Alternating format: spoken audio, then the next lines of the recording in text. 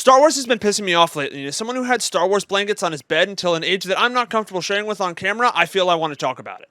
Being one of the most successful film and TV franchises of all time certainly has its ups and even more certainly has its downs. And Star Wars has seen its fair share of both. Whether it's some of the highest grossing films of their time or some of the most iconic lines ever delivered in cinema. Hello there. I am your father. I don't like sand. Those high highs can be met with even lower lows, like extreme criticism of films after the original trilogy, and other forms of Star Wars media straying too far from the source material, and by source material I mean the stuff that George Lucas came up with in his head in the 70s, and who the hell knows what was going on in his head in the 70s because, I mean, it's the 70s. With that, Star Wars is the culturally shifting entertainment that it has been for the past several decades because of the formula that George Lucas came up with. 3 movies and then 15 goddamn years of no movies and just a bunch of books on expanded universe stuff before finally making other movies that we don't need to talk about yet. But things, no matter how good, can oversaturate to the point where its impact wears down on culture. And unfortunately for Star Wars, I just feel like it's heading in that direction. And with Ahsoka releasing this week, a project that I'm actually really excited about as a massive fan of Clone Wars and Rebels, I thought it was a good idea to look back on the history of Star Wars and its cultural impact on our society, and see where exactly it's gone wrong to the point where it's now hated by a mass of fans who once loved the franchise. And really pinpoint the main problem, and try to figure out if it's something that Lucasfilm can fix, before it heads into the direction of another Disney-owned property. In order to get the timelines right here, we're going to need to come up with 2 different abbreviations that are super fun. So on our timeline, we have BS, before the sale, and ASS, after the sale of Star Wars. Now, you're probably asking yourself, why does one have Star Wars in it and the other doesn't? Shut up, it's comedy.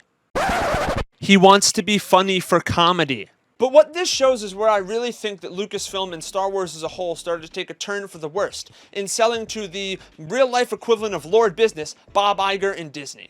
So, with that now out of the way, let's begin. The Star Wars prequels were not even an idea that George Lucas thought was going to come to life at first. In fact, he didn't think about doing the Star Wars prequels until the success of the first Star Wars and creating Empire Strikes Back. In doing a quick look back on George Lucas and the history of Star Wars, I discovered that he didn't even want to make Star Wars originally. He wanted to create a Flash Gordon movie. And when they didn't give him the rights to Flash Gordon, he just made his own Flash Gordon. Which, is kind of badass. Is George Lucas a badass?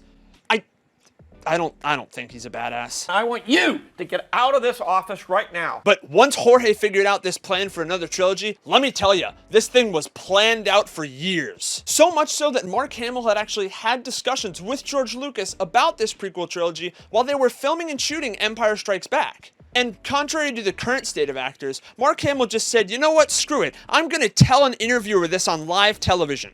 Finish off the trilogy, then we go back 20 years, and we do the story of young Darth Vader and the young Alec Guinness character. And in the 3rd film, which precedes Star Wars, you see. Like a prequel. That's right. So then in 1992, George Lucas had done an interview where he said that he was thinking about making the prequel movies, and he had started to write them and stuff, and then in 1993 just dropped that they were going to begin production on the trilogy. So then, in 1999, we got Star Wars Episode 1, The Phantom Menace. And looking back at all this timeline of planning and how early on they talked about this prequel trilogy, the only real question I have to ask is how did you put this much work and this much time and this much effort into it, and this is what we got? Now, I know that George Lucas has come out and self-criticized his directing of the prequel trilogy and things that he maybe would have done better. I don't know why you didn't do them better the first time, George, but that's not the point. I mean, sure, The Phantom Menace is an absolute dumpster fire, and Attack of the Clones isn't much better because it's a dumpster fire with sand involved, and Revenge of the Sith is a pretty salvageable movie. But compared to the original trilogy, it just doesn't compete. But what I'm trying to say is I feel like the prequel trilogy was a warning sign of what Star Wars was going to become in the future. And Disney now owns The Force and says it has plans for more Star Wars movies. So Lucasfilm being purchased by Disney in 2012 was met with mixed reactions? Because for one, Disney announced that they were going to be making a new sequel trilogy to the original trilogy, and that George Lucas was going to be providing guidance, but not directing, which is probably the best decision they made for these movies. But it was also just Disney collecting another Infinity Stone in the Entertainment Infinity Gauntlet, that way they could meet their end goal of Iron Man having sex with Mickey Mouse while Boba Fett watches. Like a panther. Anyway, to get that picture out of our head, let's talk about something that I really feel like ruined Star Wars. So when Disney and Lucasfilm announced this sequel trilogy, I think I, like a lot of fans, were met with a lot of cautious optimism, because like we're all hungry for more potential Star Wars movies, but we saw the prequels and didn't want more of those. And it started off okay. I mean, The Force Awakens was a pretty good movie.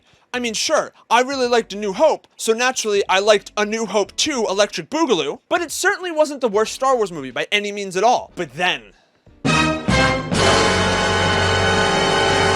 Now, I don't think that The Last Jedi is conceptually a bad film. I actually really like Rian Johnson as a director. A lot of his other films that he's directed, I really enjoy. It's shot beautifully, the actors do their best with what they're given, and it's not an objectively bad film. But in terms of trying to tell a story in a trilogy of movies, I feel like Disney's biggest mistake was having 3 different directors slated to direct 3 different movies.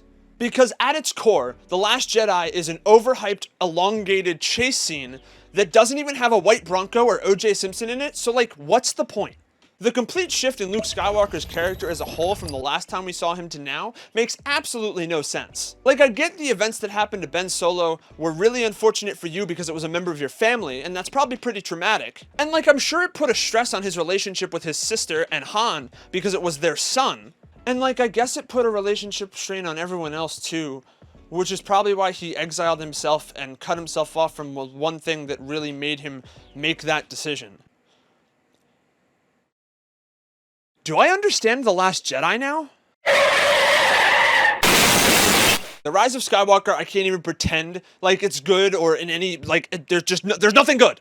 It disappoints decades and decades and decades of buildup. And the storytelling is just plain awful. There's just like so many things wrong with this movie, and the more that I talk about this movie, the angrier I get. And they tried to make Avengers Endgame in Star Wars form, but it didn't work because nobody cares about 90% of the ships in the sky. So unfortunately, I think the main problem with Star Wars right now is the same problem that the MCU is going through. People are just fatigued of Star Wars. But see, the fatigue with Star Wars is in a different way than the fatigue with Marvel. See, if you look at this fancy chart over here, Marvel's had a pretty steep decline over the last several years of their content, but if you look at this even fancier graph over here, with like a little pizzazz and whatever else, Star Wars has had some ups and some downs of content over the last several years, and for some reason, it's not just a steady anything at all. See, because you've got bad projects like The Rise of Skywalker, and Kenobi kind of, because like I enjoyed Kenobi, but mostly just because I like seeing Ewan McGregor as Obi-Wan again, and not really anything else. But then you get stuff like Andor, and The Mandalorian, and Rogue One, which are all really good films and stuff that I really enjoy. So then the question becomes, why does Star Wars have this drastic variation in product? And I think that leads right back to the timeline that we established, and the characters that are involved in these shows. The main reason that I think that these shows and these movies are either really enjoyed or not enjoyed at all is because we know how certain character storylines end. Take Kenobi and The Mandalorian, for example. With Kenobi, there's no real risk to any of the main characters in the story, because we know how Obi-Wan Kenobi dies, and we know what Leia's story ends with, so we know that when Kid Leia gets kidnapped, she's gonna be okay. And we know that when Reva chases after Luke, he's gonna be okay too, because we've seen what happens to him in his story. And when Kenobi and Vader face off twice, we know how it's gonna end, because we've seen the final fight between Kenobi and Vader. So you just sit there kinda like, okay, this is good, but like I don't feel any risk, and I don't feel like any of these characters are going to be going through any real turmoil anytime soon. But with a show like The Mandalorian, there's no real mention of these characters outside of their show in the mini-universe that they've kind of established for themselves. And so there's actual risk and actual fear for the danger and livelihood of these characters. Well, except for Luke Skywalker when he shows up, because we know how that motherfucker dies. And the thing about that point is, like, you don't even have to make movies or shows that take place after the Skywalker saga. Take Rebels, for example, which is one of my favorite Star Wars shows that they've ever come out with. It perfectly balances having a new set of characters with people that we can emotionally connect to and establish with, and then fear for their risk and danger because we've never seen them before outside of their show. But it also brings in long-standing characters like Ahsoka and Rex and Darth Maul, and weaves them in and out of plot lines while keeping the stories fresh and new. Honestly, I wasn't gonna put this whole bit in, but I f***ing love Rebels, so f*** you. Go watch Rebels and Ahsoka. Do you think that Lucasfilm and Star Wars will be able to recapture its once former glory, or will it continue down this road of bad show to bad show and become the next MCU? Will Ahsoka be a success, or will it crash and burn and become another live-action Disney Plus show that Star Wars has failed to produce well? Will there ever be a Star Wars movie as good as the original trilogy? No, the answer is no. Anyway, thank you guys so much for watching. The support on the channel has been huge recently, and if you want to support it further, you can subscribe down below. And if you want to see another video about another movie franchise, you can check out the Marvel video right there.